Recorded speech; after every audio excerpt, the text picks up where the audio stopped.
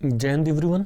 आज के इस लेक्चर में हम लोग देखने जा रहे हैं भारत का जो भी वनस्पति है और भारत के वनस्पतियों के साथ हम लोग देखेंगे भारत की मिट्टियाँ। खास करके इस दो टॉपिक को अगर जोड़कर देखेंगे इस लेक्चर में तो लेंथ थोड़ा ज़्यादा जाएगा, लेकिन मुझे पूरा उम्मीद है कि आप लोग अगर ठीक से देखें और थोड़ा सा धैर्य बनाकर देखें तो आसानी से कंप्लीट कर सकते हैं इस लेक्चर को।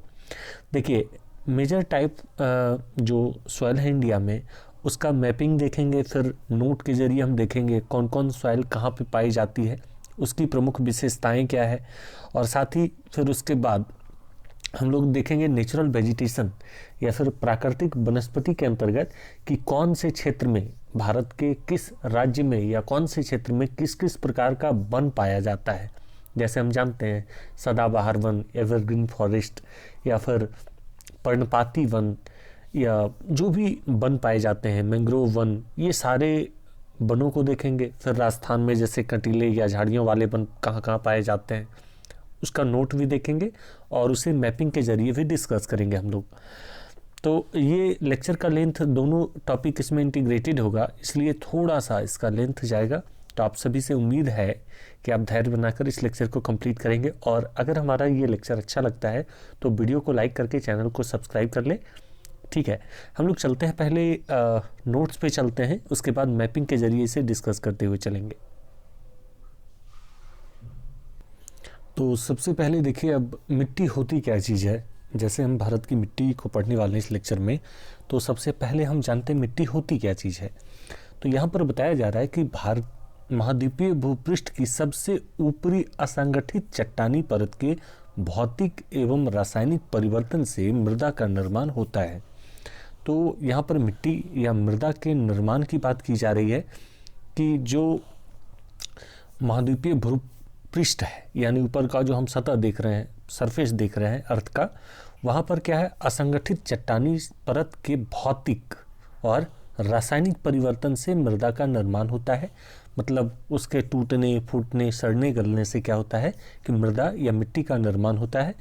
यह आंशिक रूप से देखें तो अपघटित कार्बनिक पदार्थों का 5% और कार्बनिक खनिज कणों का 45% तथा वायु, जल व जीव जंतु से मिलकर के 50% बनी होती है। देखिए, कणों, अकार्बनिक कणों में जैसे हम देखते हैं बहुत सारे कार्बनिक और अकार्बनिक कण पाए जाते हैं। साथ ही वायु, यानी आप जानते हैं मिट्टी में नाइट्रोजन और भी बहुत सारे गैसेस मिले हुए होते हैं। उसके बाद मिट्टी में जल भी मिली हुई होती है। साथ ही बहुत सारे जीव जंतु पाए जाते हैं, और जो मानव या कई एक जानवर जिसका अपघटन होता है, यानी उसके डेथ के बाद भी वह जाकर के कहीं ना कहीं मिट्टी में ही मिल जाता है। तो उन सारे अवशेषों को भी 50% में शामिल करते हुए हम देखते हैं कि इसका हिस्सा जो है, खास करके कई एग्जामिनेशन में हिस्सा ही पूछ लेता है प्रीलिम्स एग्जाम में, तो अपघटित कार्बनिक पदार्थों का 5% और अकार्बनिक खनिज कणों का 45% और वायु, जल व जीव जंतु से मिलकर के 50% बनी हुई होती है। ठीक है, तो इस प्रकार 100% हो गया। अब हम देखते हैं कि मृदा निर्माण को प्रभावित करने वाले कारकों में सबसे ज़्यादा प्रभाव किसका होता है भाई, तो उच्चावच का और जनक सामग्री। जैसे पहले क्या था, वहाँ पर कोई घास थी या कोई चट्टान था, जनक सामग्री में जैसे किससे बना है। उसके बाद जलवायु कैसी थी, वनस्पति तथा समय का प्रमुख कारक इसमें देखा जाता है। इसके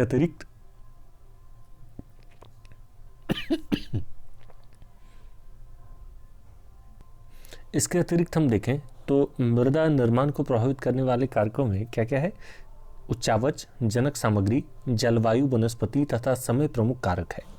इसके अतिरिक्त मानवीय क्रियाएं और पर्याप्त सीमा तक मृदा निर्माण को प्रभावित करती हैं। विभिन्न भौगोलिक वातावरण में अलग अलग प्रकार की मृदाएं विकसित होती हैं।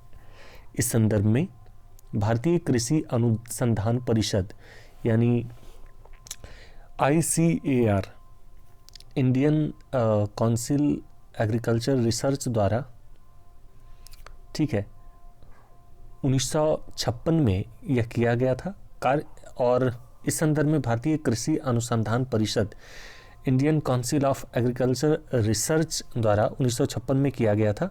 इसका कार्य सबसे महत्वपूर्ण कार्यों में देखें क्या कार्य है भाई, तो इसका कार्य है महत्वपूर्ण इस रूप में हो जाता है क्योंकि ICAR द्वारा संरचनात्मक मृदा और खनिज मृदा के रंग व संसाधनात्मक महत्व, यानी जो भी संसाधन पाए जाते हैं, रिसोर्सेज पाए जाते हैं, उसके महत्व को ध्यान में रखते हुए भारतीय मृदा को निम्नलिखित 8 वर्गों में वर्गीकृत या विभाजित किया गया है। तो 8 प्रमुख वर्ग कौन से हैं मृदा के, तो हम देख लेते हैं एक बार। पहला है यहाँ पर जलोढ़ मृदा, ठीक है। दूसरा है काली या रेगुर मृदा। तीसरा है लाल या पीली मृदा। चौथी है लेटराइट मृदा। पांचवी है पर्वतीय या वनीय मृदा। छठी है मरुस्थलीय मृदा। सातवीं है लवणीय मृदा। आठवीं है पीट एवं जैव मृदा। ये टोटल 8 प्रकार की मिट्टियाँ भारत में हैं जो प्रमुख है, और इसी का अध्ययन हम लोग इस टॉपिक में करने जा रहे हैं फर्स्ट पार्ट में, और सेकेंड पार्ट में हम लोग वनस्पति देखेंगे। अब देखिए यहाँ पे बताया जा रहा है कि जलोढ़ मृदा, एक एक मिट्टियों को हाईलाइट करके बताया गया है यहाँ पर। जैसे जलोढ़ मृदा या कहाँ गया ये, जलोढ़ मृदा की बात करें, ठीक है, एलुवियल सॉइल की बात करें, तो नदियों द्वारा लाए गए अवसादों से निर्मित होता है। यह मिट्टी मुख्यतः उत्तर के विशाल मैदान व तटवर्ती भागों में पाई जाती है। इसके अलावा प्रायद्वीपीय भारत की नदी घाटियों में भी सीमित क्षेत्र में यह मिट्टी पाई जाती है। देश के कुल क्षेत्रफल के लगभग 40% भाग पर, इसलिए सबसे ज़्यादा महत्वपूर्ण हो जाता है, क्योंकि 40% भाग पर, भारत के 40% भाग पर किस प्रकार की मिट्टी है, जलोढ़ मृदा या एलुवियल सॉइल है। इस भाग पर इस मिट्टी का विस्तार है। तो एलुवियल सॉइल हमारे लिए कितना महत्वपूर्ण हो गया, देख रहे हैं 40% तक विस्तार है इसका भारत में। अब आगे देखें तो इस मिट्टी में नाइट्रोजन, फास्फोरस और ह्यूमस की कमी होती है। किसकी कमी होती है, नाइट्रोजन, फास्फोरस और ह्यूमस की कमी होती है, परंतु पोटास एवं चूना समुचित मात्रा में पाए जाते हैं। विभिन्न प्रकार के चट्टानी खनिजों की उपस्थिति के कारण यह मिट्टी काफ़ी उपजाऊ होती है। क्यों उपजाऊ होती है, क्योंकि इसमें विभिन्न प्रकार के खनिज पाए जाते हैं, इसलिए ये मिट्टी उपजाऊ होती है। इसमें विविध फसलों की कृषि की जा सकती है। तराई प्रदेश की मिट्टी में बालू एवं क्ले के अलावा कंकड़ भी पाए जाते हैं। देखिए यह तो बताया गया है कि सामान्यतः हर एक जगहों में इसका विस्तार है, लेकिन जो पहाड़ से लगे हुए पर्वत पदीय भूमि है या फिर जो तराई प्रदेश कहा जाता है, जैसे वहाँ पर मिट्टी में बालू एवं क्ले के अलावा वहाँ पर कंकड़ भी देखा जाता है, ठीक है, यह इसका बाद है। हालांकि पर्वत पदीय भाग में इसमें क्ले और कंकड़ भी देखा जाता है। मैप के जरिए भी देखेंगे, पहले हम लोग नोट को देख लेते हैं, उसके बाद मैप में देखेंगे। अब देखिए बताया गया है कि सतलज, यमुना का मैदान, पंजाब, हरियाणा तथा ऊपरी गंगा के मैदान में प्राचीन जलोढ़ मिट्टी पाई जाती है, जिसे बांगर के नाम से जाना जाता है।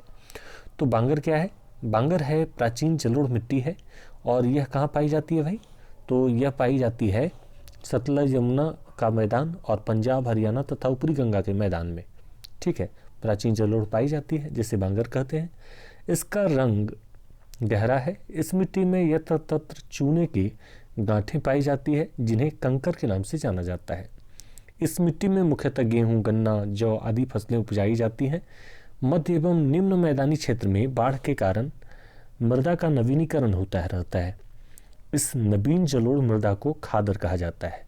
बताया गया है कि जो नदियाँ साल दर साल यानी प्रत्येक वर्ष नई नई मिट्टियाँ अपने जल में घुल कर लाती हैं और किसी स्थान पे उसे छोड़ देती हैं, यानी आप जानते हैं कि एक ग्लास वाटर में अगर आपने बहुत सारी मिट्टियों को घोल दिया और कुछ देर तक अगर आप उसे छोड़ देंगे, तो लास्ट में आप देखेंगे 2 घंटे 4 घंटे या रात भर छोड़ने के बाद कि ग्लास के नीचे में, निचले हिस्से में क्या होगा कि बहुत सारा मिट्टी जम जाएगा।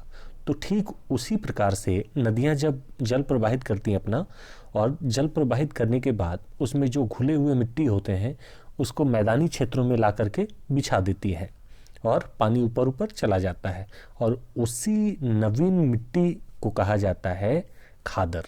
ओके, जिसकी उर्वरा शक्ति बांगर से कहीं अधिक है। खादर का रंग हल्का होता है तथा यह मिट्टी चावल एवं जूट की कृषि के लिए प्रसिद्ध है। किसके कृषि के लिए, तो चावल और जूट की कृषि के लिए प्रसिद्ध है।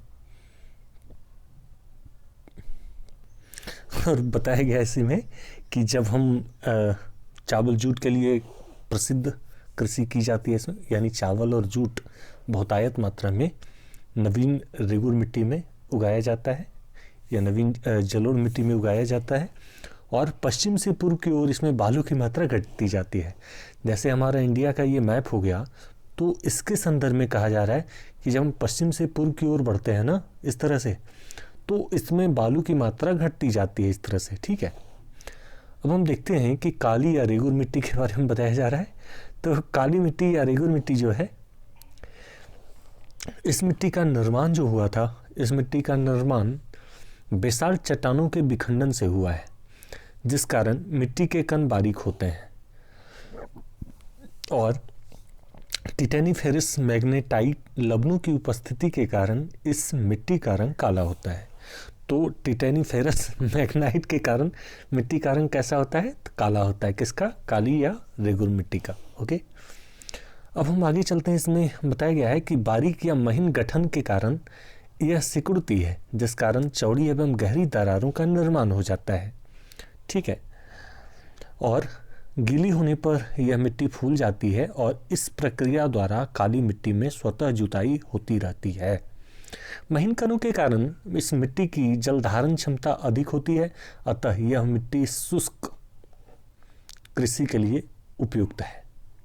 मतलब यह जो मिट्टी है वह शुष्क कृषि, या जो गर्मी में हम देखते हैं कि मतलब कि बहुत सारे जगहों पर सूखी जुताई की जाती है मिट्टी की, जैसे रबी फसल के लिए, तो वह शुष्क कृषि के लिए भी उपयुक्त है। इस मिट्टी में लोहा, एल्युमिनियम, पोटास एवं चूने की अधिकता होती है, जबकि नाइट्रोजन, फास्फोरस और हुमस की कमी होती है। इस मिट्टी की उर्वरा शक्ति अधिक होती है। यानी काली या रेगुर मिट्टी की उर्वरा शक्ति अधिक होती है। क्यों भाई? तो क्योंकि इसमें नाइट्रोजन, फास्फोरस और हुमस की कमी तो होती है, लेकिन इसकी उर्वरा शक्ति बहुतायत होती है, क्योंकि इसमें लोहा, एल्युमिनियम और पोटास और चूने की मात्रा बहुत ज़्यादा पाई जाती है। आगे है कि कपास की फसल के लिए अधिक उपयोगी है यह, ठीक है। और कपास की फसल के लिए अधिक उपयोगी क्यों है? क्योंकि इसे यहाँ पर बताया गया है कि कपास की फसल के लिए यह अधिक उपयोगी होने के कारण इस मिट्टी को काली कपासी मिट्टी के नाम से भी जाना जाता है, जबकि इसका स्थानीय नाम रेगुर है। यानी कपास की फसल जो होती है वह काली या रेगुर मिट्टी में बहुत मात्रा में होती है, इसलिए इसे काली कपासी मिट्टी के नाम से भी जाना जाता है, और इसका क्षेत्रीय या स्थानीय नाम जो है वह रेगुर मिट्टी है, इसीलिए इसे काली कपासी या रेगुर मिट्टी के नाम से जाना जाता है। कपास के अलावा इस मिट्टी में गन्ना, मूंगफली, तंबाकू, फल आदि भी उगाए जाते हैं, ठीक है। तो कपास के अलावा इस मिट्टी में और क्या क्या उगाए जाते हैं? तो इस मिट्टी में गन्ना, मूंगफली, तंबाकू, फल इत्यादि भी उगाए जाते हैं। इस मृदा का विस्तार की बात करें तो महाराष्ट्र, मालवा का पठार और तेलंगाना का पठार, उत्तरी कर्नाटक का पठार, उत्तर प्रदेश, तमिलनाडु, दक्षिण पूर्वी गुजरात आदि क्षेत्रों में इसका विस्तार पाया जाता है। इसे हम मैपिंग के जरिए अच्छे से डिस्कस करेंगे। फिलहाल हम लोग यहाँ पे शॉर्ट में देख लेते हैं नोट के जरिए, ठीक है, ताकि बहुत सारी इन्फॉर्मेशन भी हमें मिल जाए। उसके बाद एक बार फिर से हम लोग मैपिंग के जरिए इन चीज़ों को डिस्कस करते हुए देखेंगे। अब एक प्रमुख मिट्टी है जिसका नाम है लाल पीली मृदा या लाल पीली मिट्टी या रेड येलो सॉइल। देखिए, प्रायद्वीपीय पठार के अधिकांश भागों में यह मिट्टी पाई जाती है। कहाँ पर पाई जाती है? तो अधिकांश प्रायद्वीपीय पठार के अधिकांश भागों में पाई जाती है। इस मिट्टी का निर्माण प्राचीन आर्कियन एवं धारवाड़ चट्टानों से हुआ है। अब धारवाड़ और आर्कियन चट्टान क्या है, इसके लिए आप हमारे प्रीवियस लेक्चर को देखें, जिसमें हमने मैपिंग के जरिए धारवाड़ और आर्कियन चट्टानों को अच्छे से बताया है, कैसे इसका निर्माण हुआ, कब हुआ, कहाँ कहाँ पाई जाती है, क्यों नाम पड़ा, ये सारा, ठीक है। इसमें क्या है कि फेरिक ऑक्साइड या ये इसका संरचना सूत्र दिया गया या Fe2 ऑक्सीजन 3 की अधिकता के कारण इस मिट्टी का रंग लाल होता है, और यह निश्चालित या लीचिंग मिट्टी है, लीचिंग किया हुआ मिट्टी है।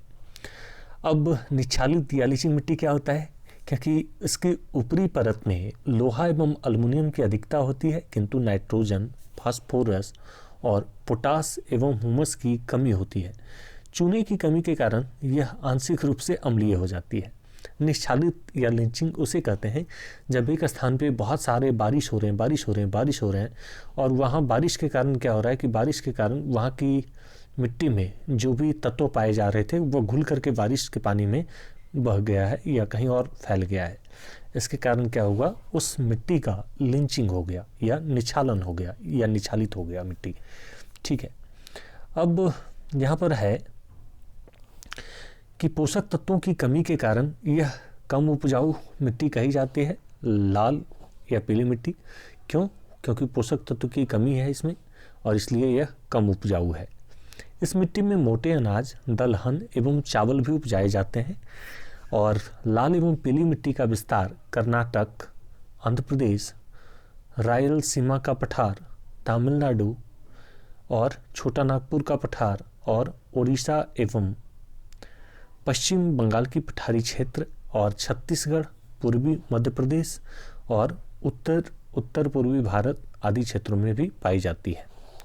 ठीक है, इसके बाद लाल पीली मिट्टी के बाद हम चलते हैं लेटराइट मिट्टी की ओर। लेटराइट मिट्टी की बात करें तो यह मिट्टी एक लैटिन शब्द लेटर से बना है जिसका शाब्दिक अर्थ होता है ईंट, और यह मृदा भारी वर्षा व उच्च तापमान वाले क्षेत्रों में विकसित होती है। यह मिट्टी मुख्यतः कर्नाटक एवं केरल के पश्चिमी घाट क्षेत्र में पाए जाते हैं।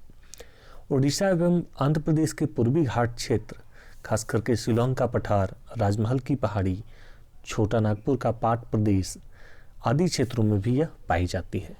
यानी सामान्य तौर पे हम देखें जहाँ पे ज़्यादा बारिश हो रही है उन्हीं क्षेत्रों में यह मिट्टी पाई जाती है।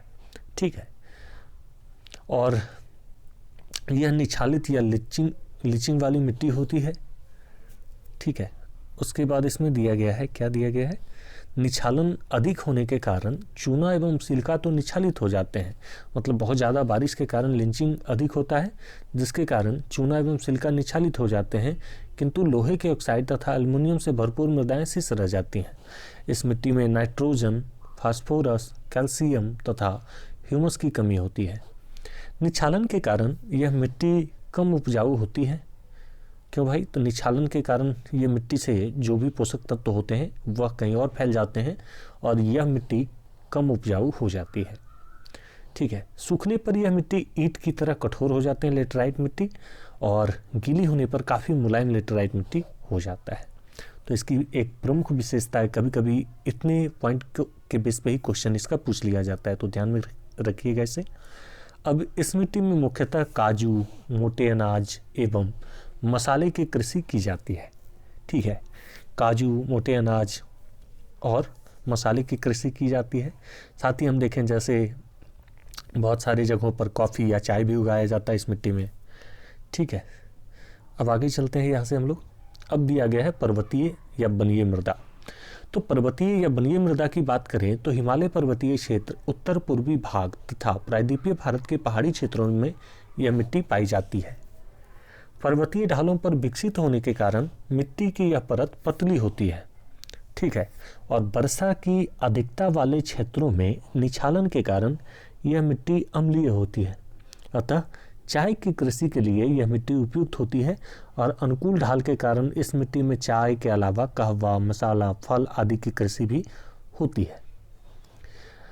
अब इसके बाद हम देखते हैं पर्वतीय मिट्टी के बाद मरुस्थलीय मृदा या शुष्क मृदा। तो मरुस्थलीय मृदा की बात करें तो यह पश्चिमी राजस्थान, दक्षिणी पंजाब, पश्चिमी हरियाणा व उत्तरी गुजरात के शुष्क प्रदेशों में यह मिट्टी पाई जाती है। इस मिट्टी में बात करें तो बालू की अधिकता होती है। इस मिट्टी में लोहा एवं फास्फोरस समुचित तौर पर पाए जाते हैं या समुचित मात्रा में पाए जाते हैं, जबकि नाइट्रोजन एवं ह्यूमस की इसमें कमी होती है। यह मिट्टी कम उपजाऊ होती है, परंतु सिंचित क्षेत्रों में इसकी उर्वरा शक्ति बढ़ जाती है, क्योंकि ये मिट्टी में बहुत सारे जो बारिश भी होते हैं तो वह पानी नीचे चला जाता है। इस वजह से क्या होता है कि ये मिट्टी कम उपजाऊ होती है, लेकिन अगर कहीं सिंचाई की पर्याप्त व्यवस्था होती है तो इसकी उर्वरा शक्ति बढ़ जाती है। क्योंकि निछालन न होने के कारण पोषक तत्व मृदा की ऊपरी परत में मौजूद होते हैं। राजस्थान के गंगानगर जिले में पाई जाने वाली यह मिट्टी सिंचाई की सुविधा के कारण हरित क्रांति के क्षेत्र में सम्मिलित है।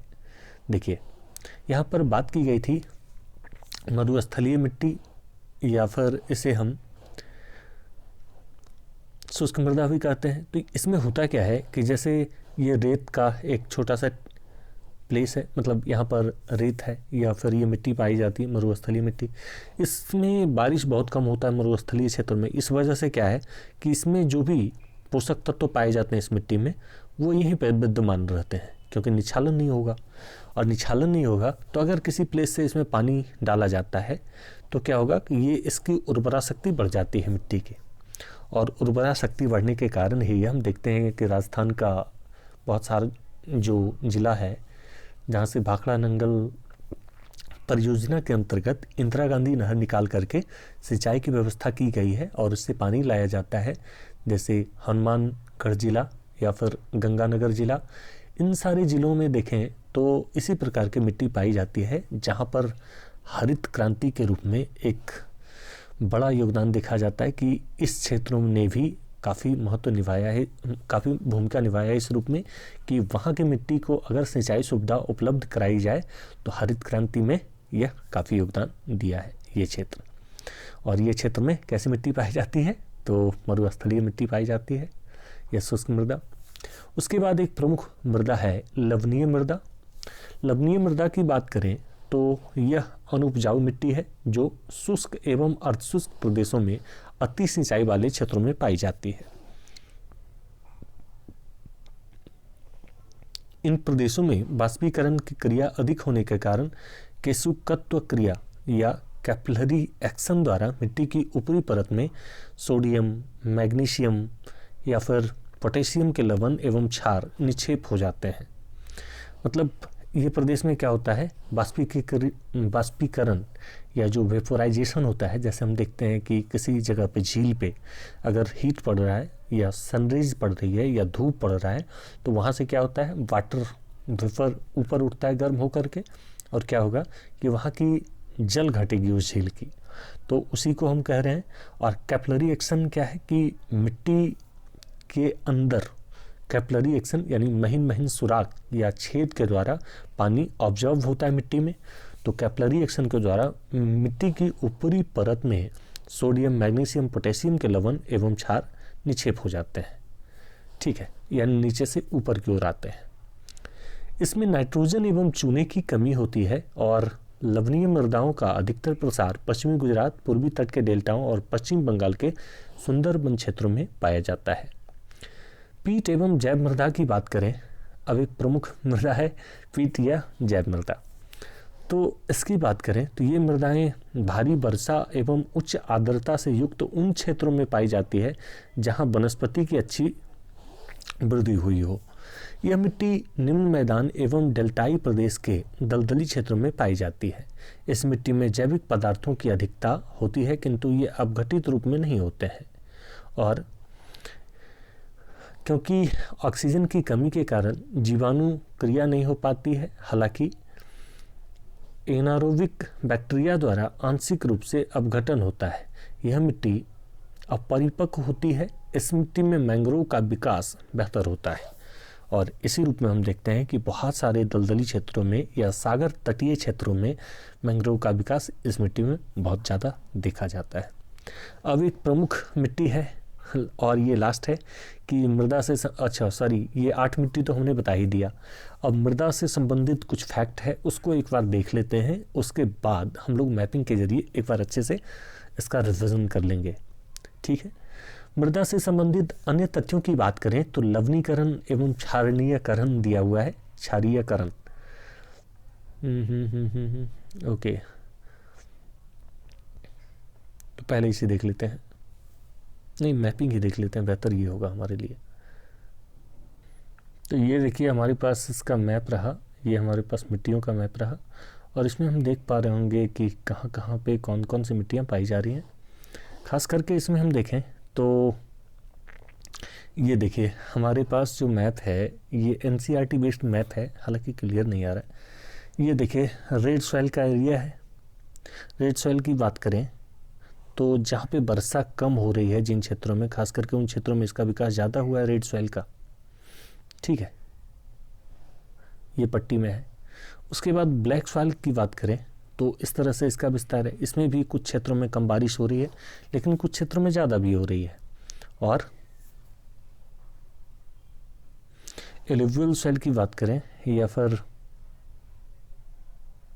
तो एलुवियल सॉइल की बात करें तो ये गंगा, यमुना या जो नदियों के जो दोआब वाले क्षेत्र हैं उन क्षेत्रों में इसका विस्तार देखिए ज़्यादा देखा गया है एलुवियल सॉइल, या फिर जिसे हम जलोढ़ मृदा के तौर पे जानते हैं। ठीक है, इसका विस्तार देखिए इस तरह से है पूरा,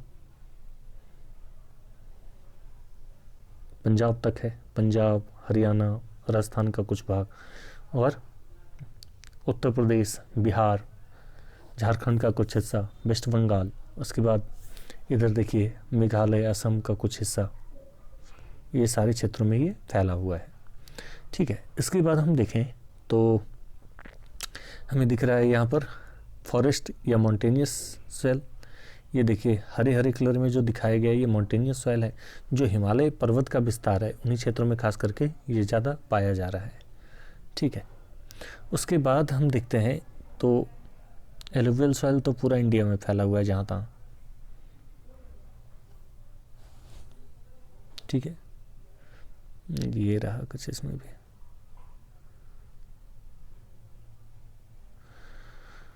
तो ये देखिए एक बार फिर से देख सकते हैं इस पे आप। साउथ इंडिया की बात करें तो ये दिया हुआ है, इसमें ये भी सारा हमारा ये एरिया जो है पूरे भारत में है। रेड येलो सॉइल भी बहुत ज़्यादा विस्तृत है, लेकिन सबसे ज़्यादा कौन सा है 45% के लगभग, तो वो है एलुवियल सॉइल। ठीक है, ध्यान रखेंगे इसे। लेटराइट सॉइल की बात करें तो यह कहाँ कहाँ है, तो लेटराइट सॉइल देखिए हमारे भारत में जो लेटराइट सॉइल है या लेटराइट मिट्टी जिसे हम कहते हैं, ये कहाँ कहाँ है भाई, तो लेटराइट सॉइल का जो विस्तार है जहाँ पे ज़्यादा बारिश हो रही है उन्हीं क्षेत्रों में होगा। तो ज़्यादा बारिश खास करके मेघालय में हो रहा है, मासिनराम के क्षेत्रों में, तो यहाँ पर है लेटराइट सॉइल। और भी छिटपुट कुछ जगहों में पश्चिमी घाट में है लेटराइट सॉइल, उसके बाद पूर्वी घाट में भी है कुछ हिस्से में। ठीक है, लेटराइट सॉइल उड़ीसा के तट के समानांतर, उसके बाद तमिलनाडु तट पे कुछ हिस्से में लेटराइट सॉइल, केरला और कर्नाटक वाले कुछ तटवर्ती क्षेत्रों में भी लेटराइट सॉइल है। उसके बाद हम देखते हैं फॉरेस्ट माउंटेन या फिर माउंटेनियस जो मृदा है उसकी विस्तार तो हमने देख ली कि ये पर्वतीय क्षेत्रों में है, इस तरह से विस्तृत है यह। ठीक है, उसके बाद एलुवियल सॉइल का इंडिया के पास बड़ा क्षेत्र है। एक बार फिर से देख लेते हैं एलुवियल सॉइल कहाँ है। एलुवियल सॉइल या फिर जलोढ़ मृदा का क्षेत्र ये रहा हमारे भारत में, और इसमें खास करके जो भी फसल उगाए जैसे धान, कपास, गेहूँ इत्यादि उगाए जाते हैं, इन क्षेत्रों में भी इसका विस्तार है। दक्कन प्लेटू के इस क्षेत्र में भी कुछ है, लेकिन इस पर पता नहीं एनसीईआरटी का मैप है इस पर क्यों नहीं दिया गया है, यहाँ भी होना चाहिए हालांकि। और उसके बाद हम देखते हैं एक और है एरिड सॉइल। एरिड सॉइल की बात करें तो ये भी कुछ हिस्से में है, ये देखिए यहाँ पर दिया गया है एरिड सॉइल को इस तरह से। तो ये मेजर टाइप ऑफ सॉइल है इंडिया में, या मिट्टियों के प्रमुख प्रकार हैं भारत में। अब इसके बाद हम लोग चलते हैं नोट पे चलते हैं और मृदा की विशेषताओं की बात करेंगे उसमें। तो कुछ प्रमुख टर्मोलॉजी है, इसे देख लेते हैं। तो इसमें बताया जा रहा है लवणीकरण एवं क्षारणीयकरण। ठीक है, मृदा निम्नीकरण की यह समस्या मुख्यतः हरित क्रांति वाले क्षेत्रों में तथा तटीय क्षेत्रों में देखने को मिलती है, और उत्तर पश्चिमी भारत के हरित क्रांति के क्षेत्रों में उत्तर प्रदेश, पंजाब, हरियाणा, राजस्थान, गंगानगर जिले में अति सिंचाई के कारण प्राकृतिक अपवाह में बाधा आ रही है, और नहरों के समीपवर्ती क्षेत्रों में जल जमाव के कारण मिट्टी लवणीकरण एवं क्षारीय होती जा रही है। अनेक आर्द्र प्रदेशों में अम्लीयता की समस्या है, और अम्लीय मिट्टी के उपचार के लिए जिप्सम का प्रयोग किया जाता है। तो ये कई एक बार साइंस के क्वेश्चन में भी हम देखते हैं कि अम्लीय मिट्टी या फिर एसिडिक सॉइल के उपचार के लिए जिप्सम का उपयोग किया जाता है। ठीक है, और इसके अलावा इन प्रदेशों में लवण प्रतिरोधी फूलों और चारे की कृषि द्वारा भी इस समस्या को नियंत्रित किया जा सकता है। ठीक है, ये हमने देख लिया। अब हम मरुस्थलीकरण की बात कर लेते हैं छोटे से। तो मरुस्थलीकरण क्या होता है कि मरुस्थलीकरण का तात्पर्य मरुस्थल के प्रसार से है, मतलब फैलाव से है। यह समस्या उत्तर पश्चिमी भारत प्रायद्वीपीय भारत के वृष्टि छाया प्रदेश में मुख्य रूप से विद्यमान है। पवन द्वारा बालू के कणों के निक्षेप और बालूका स्तूपों का स्थानांतरण, अतिचारण, निर्वनीकरण, वनों की कटाई और सीमांत भूमि का अत्यधिक विदोहन आदि के कारण मरुस्थलीय क्षेत्र में वृद्धि होती जा रही है। अब हम बात कर लेते हैं मृदा अपरदन की। अपरदन क्या है? तो प्रवाहित होते जल या पवन द्वारा मृदा की ऊपरी परत का कटाव या क्षरण मृदा अपरदन कहलाता है। जब यह दर मृदा निर्माण की गति से अधिक हो जाती है तो मृदा निम्नीकरण की गंभीर समस्या उत्पन्न हो जाती है और वर्षा के जल तो मृदा अपरदन क्या है हमने देख लिया। और यहाँ पर देखिए, जब निर्माण की दर से मृदा का जो कटाव अधिक हो जाता है तो निम्नीकरण की गंभीर समस्या उत्पन्न हो जाती है। हाल ही के वर्षों में वैज्ञानिक कार्यकलापों या क्रियाकलापों के कारण मृदा अपरदन एक आपदा का रूप लेता जा रहा है। अब मृदा अपरदन क्या है?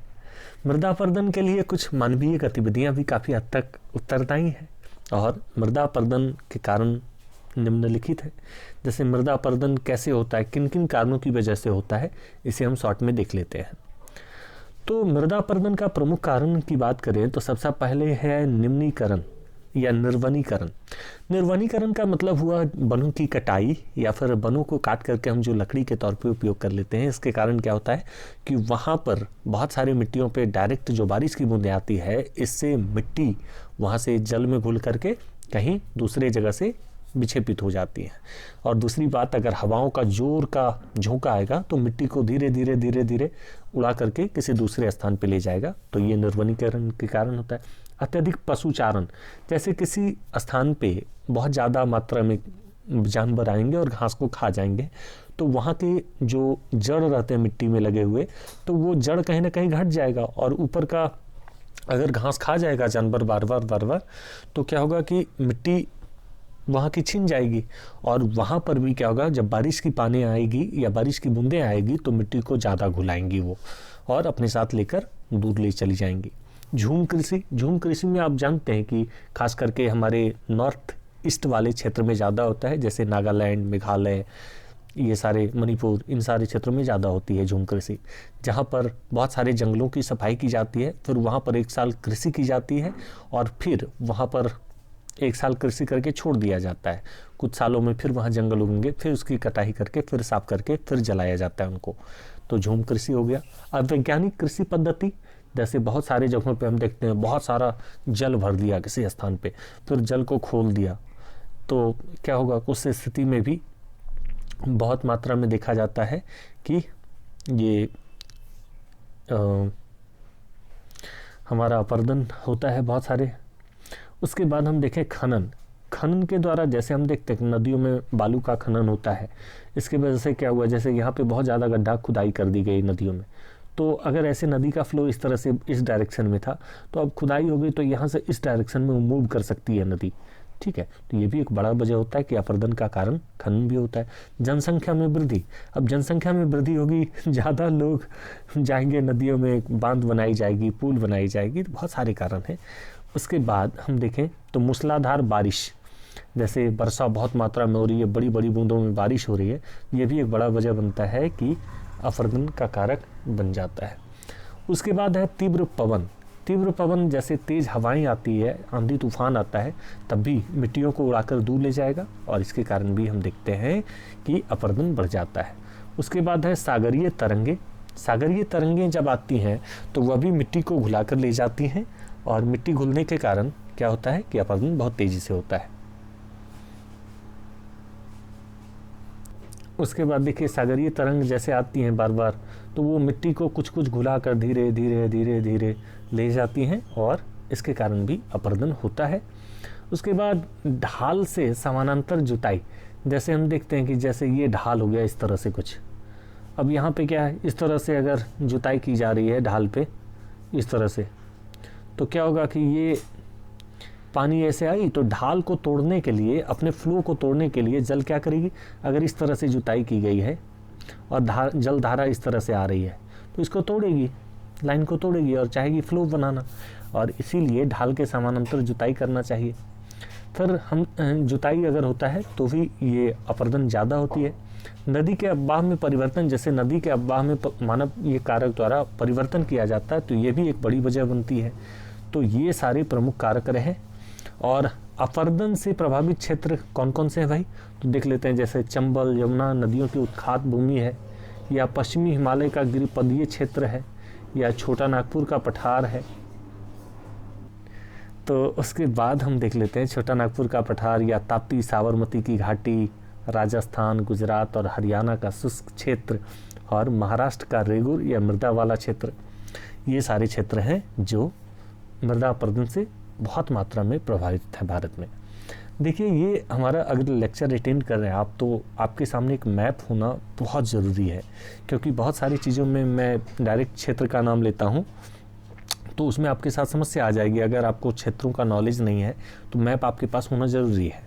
उसके बाद मृदा संरक्षण के कुछ प्रमुख उपायों की बात करें, जैसे वनीकरण एवं पुनर्वनीकरण करना, मतलब वन लगाना, निर्वनीकरण एवं पशुचारण को नियंत्रित करना, मतलब कम पशुचारण किया जाए या वहाँ पर घास लगाए जाएं, मेड़बंदी एवं कंटूर कृषि, जैसे इस तरह से फ्लो अगर आ रहा है या ढाल इस प्रकार है तो उस पर इसी तरह से क्या करें, इसी लाइन में हम लोग जुताई करें। मल्चिंग करें, वहाँ पे बहुत सारे जीव जंतु जैसे केचुआ वगैरह को डाल दें। फसल चक्र व कृषि, जैसे फसलों का चक्रण करें, विविध प्रकार के फसलों को लगाएं अलग अलग सीजन के अकॉर्डिंग। पट्टीदार कृषि अपनाना, पट्टीदार कृषि जैसे इस तरह से हम पट्टीदार कृषि करते हैं, जैसे इस लाइन में जा रहा है तो पट्टीदार कृषि में हमने बताया जैसे जुताई इसी प्रकार से करनी चाहिए ताकि जल जो जा रहा है उसका फ्लो टूटे नहीं और वो चलकर निकल जाए। ठीक है। उसके बाद एक और है प्रमुख कि भूमि का ड्रिप एवं स्प्रिंकल सिंचाई। तो जैसे मशीनों से ड्रिप स्प्रिंकल सिंचाई, फुहारा वाला सिंचाई किया जाता है बहुत सारे क्षेत्रों में। उसके बाद भूमि का समतलीकरण एवं स्तंभ दीवार का निर्माण करना। ठीक है, इससे भी क्या होगा कि जैसे भूमि को बराबर करने से अपरदन कम होगा। झाड़ियों एवं घास द्वारा बालुका स्तूपों का स्थिरीकरण करना। तो झाड़ी और घास लगा करके बालुका स्तूप, जैसे राजस्थान वगैरह में आप देखेंगे तो रेत के टीले बहुत उड़ जाते हैं रात भर में। आप रात में देख रहे हैं तो 50 मीटर का टीला कहीं दिख रहा है, सुबह होकर के तो वो टीला 2-3 किलोमीटर दूर चला गया। और वो क्या होता है, दरअसल हवा रात में तेज़ चलती है, मतलब हवाएं तेज चलती हैं तो वह रेत को उड़ाकर एक जगह से दूसरी जगह टीला में बदल देती है। और आदमी अगर 50 मीटर ऊंचा टीला आज यहाँ देख रहा है तो कल हो सकता है कहीं और देख सकता है उसे। तो ये भी बड़ी वजह बनती है। और ढाल के लंबवत जुताई करना, जैसे ढाल इस प्रकार से है, ठीक है, तो इसी फ्लो में हम जुताई करें ताकि पानी का मार्ग अवरुद्ध न हो, जिसके कारण मिट्टी का अपरदन कम हो। ये सारे प्रमुख कारक रहे जिसके वजह से हम क्या कर सकते हैं कि मृदा का संरक्षण कर सकते हैं। तो ये हमने इस टॉपिक को कम्प्लीटली यहाँ पर देख लिया। अगर आपको इसका PDF चाहिए तो हमारे Telegram channel GS study official join कर लें, जहाँ पे आपको डेली न्यूज़पेपर वगैरह मिल जाएंगे। ठीक है, ये सारे और बहुत सारे मैगजीन भी वहाँ पर दिए जाते हैं। अगर ये लेक्चर अच्छा लगता है तो लेक्चर को लाइक करके और चैनल को सब्सक्राइब कर लें। और अगर कोई सुझाव देना चाहते हैं इसके संदर्भ में तो आप हमें सुझाव दें। देखने के लिए धन्यवाद। जय हिंद।